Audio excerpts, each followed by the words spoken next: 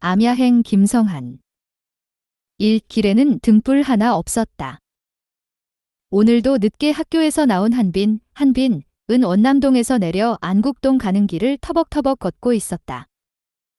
어두운 길 행인도 별로 없는 길에는 비가 내린 후라 군데군데 고인 물이 희미하게 반짝일 뿐이었다. 가슴의 불안은 여전히 사라지지 않았다. 유달리 심각하다고 할 것까지는 없지만은 벌써 몇 해를 두고 동기에서 마음속을 설레는 불안이다. 인류 자체가 불안의 단계를 넘어 절망의 단계에 이르렀다지만은 그와 같이 인류의 운명 국가의 앞날을 걱정하는 거창한 데서 출발한 것은 아니었다. 삶 자체가 잿더미같이 후퇴도 전진도 없이 싱거웠다. 자기가 없어졌다고 세상에 큰 구멍이 날 리도 없고 땅을 치고 울어줄 사람도 그다지 있음직하지 않았다. 구태여 살겠다는 것은 죽음을 두려워하는 생물적 본능이 아닐까? 고인 물의 파출소의 등불이 비쳤다. 지나간 몇 해의 생활, 그것은 직장과 하숙을 내왕하는 운동기계의 상하 운동이나 전후 운동과 무엇이 달랐을까? 해방 후 고국에 돌아와서 이 나라의 급선무는 교육이라 생각하고 일생을 이에 바치겠노라 맹세하였다. 그러나 그 결과는 무엇이냐? 교육에 크게나 적게나 이바지한 일이 있느냐? 공부를 했으니 안 했으니 어린아이들을 닦아세우고 마치 성인군자인 양 설교를 하는 사이에 어느덧 7년 가까이 흘러갔다. 이것을 플러스는 못 된다 하더라도 마이너스는 아니라고 결론 지을 자신이 있을까? 속은 비어가고 흘러가는 물속에 남은 돌멩이 모양으로 항상 제자리에 머물러 있는 위인에게 플러스란 도대체 있을 수 있는 일일까? 만약 내가 없었다면 다른 어떤 사람이 내 자리에 앉아 내가 한 일을 적어도 나만큼은 했을 것이다. 교육이 이 나라의 급선무요 내 사명이라 생각한 것은 지금 생각하면 희극 중에서도 막간극에 지나지 않는다. 나 그것은 얼마든지 갈아댈 수 있는 부분품에 지나지 않는다. 있으나 없으나 마찬가지 존재 구태여 살려고 움직이는 것은 무엇 때문일까? 그는 인간의 흥미의 밑바닥에 부딪히고 있었다. 자기 자신과 더불어 모든 것이 모래를 씹든 맛도 흥미도 없었다. 그렇다고 꼭 죽어야만 할 이유도 없었다. 옆에 보이는 것은 창덕궁이고 자기는 한빈이고 그뿐이다. 모든 것이 기정사실이고 그 이상도 그 이하도 아니었다. 가로수 잎사귀가 떨어져 길에 뒹굴었다. 아무런 감흥도 없었다. 추워지면 나뭇잎이 떨어지는 것은 당연한 일이다. 그런데 이것을 가지고 이러니 저러니 하는 것을 소위 시인의 주책이 아니면 소녀의 감상이 아니라고 단정할 수 있는가? 모든 것이 어쩔 수 없는 평범 그 자체였다. 그는 이상이니 희망이니 하는 것을 이해할 수 없었다. 그렇다고 후회나 불평이 있는 것도 아니었다. 모래밭 같은 주위에 까닭없이 초조하다는 것이 적절한 표현일 것이다. 지나가는 자동차가 흙물을 뿌리고 달아났다. 그는 발을 멈추고 손수건을 꺼내 이리저리 훔쳤다. 왜 이것을 훔쳐야만 하느냐? 훔치던 손을 멈추고 흙물에 젖은 손수건을 불끈 쥐었다. 손수건이 비위에 거슬렸다. 팽개칠까 하다가 싱거운 생각이 들어 바지 호주머니에 넣고 다시 걷기 시작했다. 하숙집 냉방에 들어선 그는 미지근한 숭늉에 밥을 말아 먹기 시작했다. 아유찬을 잘해드려야 할 텐데 엔간히 비싸야죠. 글쎄 무 조각 하나에도 20환 하니 영잔해도. 한 달에 5천 안으로는 폭이 안 맞아서 있던 손님을 내보냈다나요.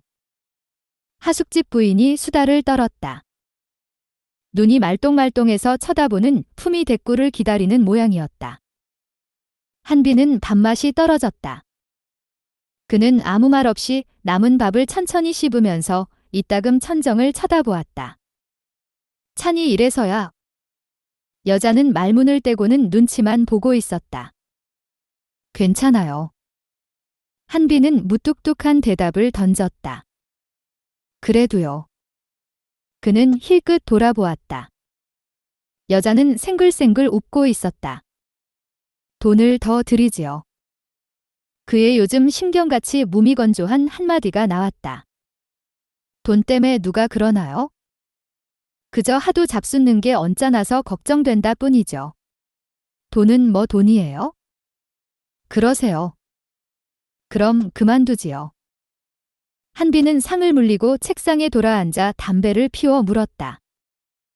담배 연기는 벽에 부딪혔다가 아래 위로 흩어지고 깜박이는 촛불과 더불어 두 그림자가 움직일 뿐 한동안 침묵이 계속되었다. 여자는 한빈의 잔등을 물끄러미 바라보았다. 이것은 분명히 하느님의 실수다.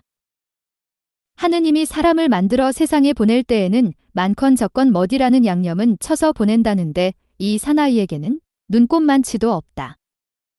하느님이 분명히 한 가지를 빠뜨린 인간 이런 것도 인간 축에 들까? 한비는 꼼짝도 않고 책상에 기대 담배를 태우면서 돌아보지도 않았다. 노골적으로 화난 눈치를 보이면 무엇라고든지 할 법도 한데 이것은 등신의 사촌쯤 되는 물건인가? 여자는 팽 돌아섰다. 한 선생 사람을 뭘로 아세요? 이렇게 부엌대기 노릇하고 있으니까 뭐 헌신짝쯤으로 아세요? 그러나 돌아다보는 한빈의 얼굴에는 아무 표정도 없다. 두 눈만 감았다 떴다 하면서 쳐다볼 뿐이었다. 사람을 무얼로 아세요? 네. 하숙 안 치러도 좋아요. 내일부터 딴 데로 가세요. 그렇게 합시다. 한비는 다시 책상을 향하였다. 여자는 문이 부서질 듯이 웬강댕강 여닫고 자기 방에 들어가 이불을 뒤집어 쓰고 팔딱거렸다. 이튿날 조회 시간은 유난히 길었다. 카이젤 수염을 갈라붙인 교장의 훈시는 거의 1시간은 잡아먹었다. 학생 제구는 장차 이 나라를 걸머지고 나갈 국가의 동량, 이오 민족의 희망이야. 항상 공부에 힘써 유의, 한 인재가 돼야 할 것이고 정의를 위해서는 수하를 가리지 않는 대장부가 돼야 합니다. 끝으로 한마디 할 것은 요새 납부금 성적이 매우 좋지 않아. 이 정도의 조그만 책임도 다하지 못하는 사람이 무슨 일을 하겠단 말이야? 맨 뒤에 학생들은 은근히 기지개를 켜고 작은 아이들은 곁눈으로 싸우고 있었다. 교장의 훈시는 머리와 머리 사이를 스쳐 공중에 사라지고 작은 머리에는 수학 문제와 영어 단어가 감돌고 큰 머릿속에는 어젯밤에 만난 여학생이 속삭이고 있었다. 한비는 생각 없이 그저 제자리에 서 있었다. 바로 눈앞에 선 학생이 지루하다는 듯이 조그만 소리로 한숨을 쉬었다. 비스듬히 교장을 힐끗 쳐다보. 고는 머리를 떨어뜨리고 발끝으로 동그라미를 그렸다.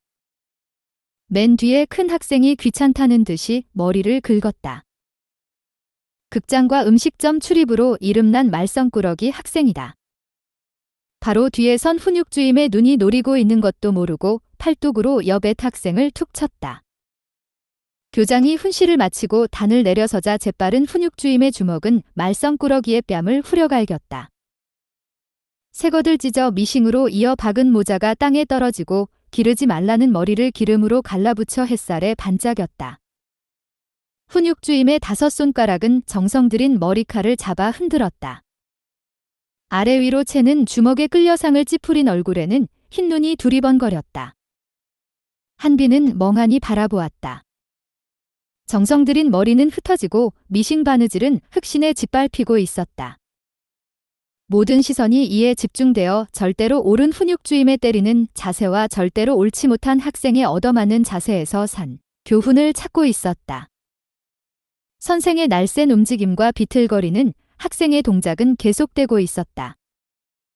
때릴 권리가 있고 맞아야만 하게 하는 것은 무엇일까? 장식. 그렇다 장식이다. 선생의 신사복과 학생복 위에는 장식이 있었다. 장식은 뛰어넘을 수 없었다. 한비는 주위를 돌아보았다. 사람마다 장식이 있었다. 제각기 다른 장식이다.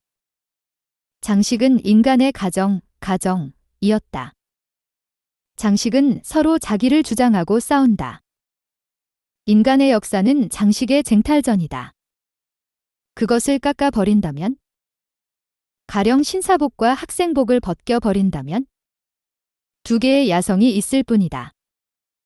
야성은 이퀄이고 지배적인 것은 중력이다. 한 걸음 나아가 살점을 죄다 깎아버린다면? 하얀 백골의 괴뢰의 연기가 벌어질 것이다. 그렇다 인간은 가정의 괴뢰였다. 전체 체조가 시작되었다. 구령에 맞춰 천을 넘는 백골은 상하좌우로 굽실거린다. 한빈이라는 백골도 함께 움직였다. 멀리 서울거리를 내려다보았다. 100만을 넘는 백골들이 가지각색 포즈로 신용을 하고 있었다. 간단없이 쓰러지고 일어나는 백골의 신용 한빈은 눈을 감았다. 이 첫 시간을 마치고 나오니 교장실에서 오라고 했다. 한빈은 담배를 한 대 피워 물고 좁은 마당을 지나 층층대를 내려갔다. 본교사를 미군이 쓰고 있는 관계로 교실은 물론 교장실도 바라크였다. 방화수통에 담배꽁초를 던지고 문을 여니 서무 직원들의 시선이 그에게 집중하였다. 서무 주임은 그를 힐끗 쳐다보고 나서는 쓰던 글을 다시 쓰기 시작했다.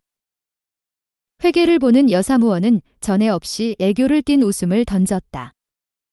이상한 분위기다. 교장실 문을 두드렸다. 교장은 명함에 편지를 쓰고 있었다. 거들떠보지도 않고 않으시오 하고는 그냥 쓰고 있다. 한빈은 자리에 앉았으나 그냥 있기도 멋쩍어 또 담배를 불을 붙여 물었다. 교장은 몇 자 쓰고는 읽어보고는 고개를 기웃거리다가 명함을 찢어버리고 다른 장을 꺼냈다. 조금 쓰다가 펜을 놓고 담배를 꺼내면서 불을 빌리시오 하였다. 한빈은 일어서 내민 손에 성냥을 던지다시피 쥐어주었다. 교장은 못마땅한 얼굴로 노려보다가 재떨이가 거기 있잖소. 했다. 한빈의 발머리에는 담뱃재가 흩어져 있었다. 네 하고는 창밖을 내다보면서 한빈은 또 연기를 내뿜었다. 교장은 벼랑간 서랍을 열어젖히고 책상 위에 있던 명함과 종이 조각들을 쑤셔 넣었다. 입술과 이맛살을 찌푸리고 길게 연기를 내뿜고 나서 이리 좀 다가앉으시오 한다. 한 선생 교육 경험이 몇 해나 되지요? 한 5, 6년 되나 봅니다. 그러면 교육이란 무엇이고 학교란 어떤 곳이란 것쯤 알만한데? 글쎄요라니. 참 큰일입니다.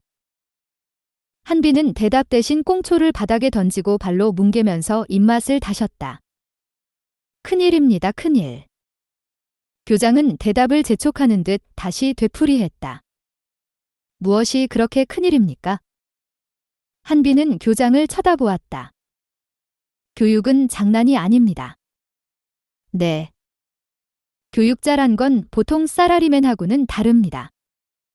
사람을 만드는 사업이거든요. 그렇겠지요. 일순간 교장의 표정이